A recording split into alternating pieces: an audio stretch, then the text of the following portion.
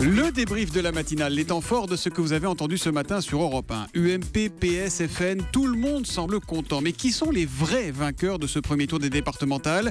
Écoutez la réponse tranchée d'Olivier Duhamel, notre éditorialiste politique. C'était à 7h15 pour la question qui fâche sur Europe 1. Il y a un gros gagnant de ce premier tour.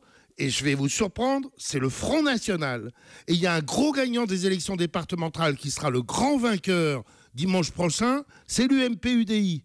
Et il y a un énorme perdant, c'est la gauche, ou plutôt les gauches, aux élections cantonales, c'est-à-dire maintenant appelées départementales. Depuis plus de 50 ans, jamais la gauche n'a été en dessous de 40%. Jamais. Voilà, Olivier Duhamel qui mettait fin à cette espèce de syndrome école des fans qui donne l'impression que tout le monde avait gagné depuis hier soir. Bénédicte May a perdu sa fille Lucie dans l'accident d'hélicoptère en Argentine. Elle était mon invitée pour l'interview Vérité.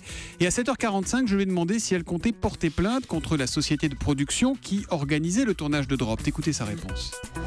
Respectons le temps de l'enquête. Je ne crois pas qu'on puisse de l'extérieur dire comme ça, il y a une faute, je ne veux pas incriminer personne d'abord, et puis peut-être qu'ils n'ont commis aucune faute, mais un employeur a une obligation de sécurité vis-à-vis de ses salariés, et en gros, responsable mais pas coupable. Vous envisagez, vous, de porter plainte contre LP, la maison de production, contre TF1 éventuellement? Pour le moment, non. Voilà, édifiante interview quand la raison et l'émotion se complètent, écrit M Grimpé sur Twitter avec le hashtag un matin.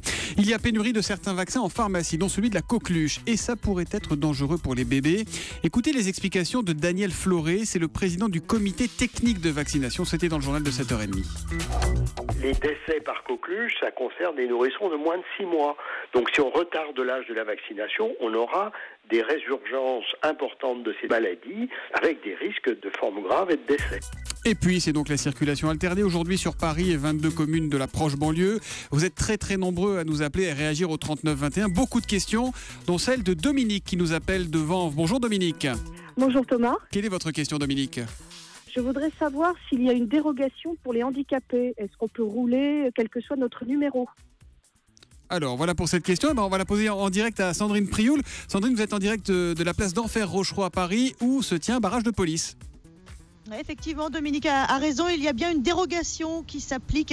En clair, si le véhicule est aménagé pour transporter des personnes handicapées conductrices ou encore tout simplement s'il y a à bord de la voiture une personne handicapée, eh bien oui, le véhicule est autorisé à rouler sans se soucier de la circulation alternée.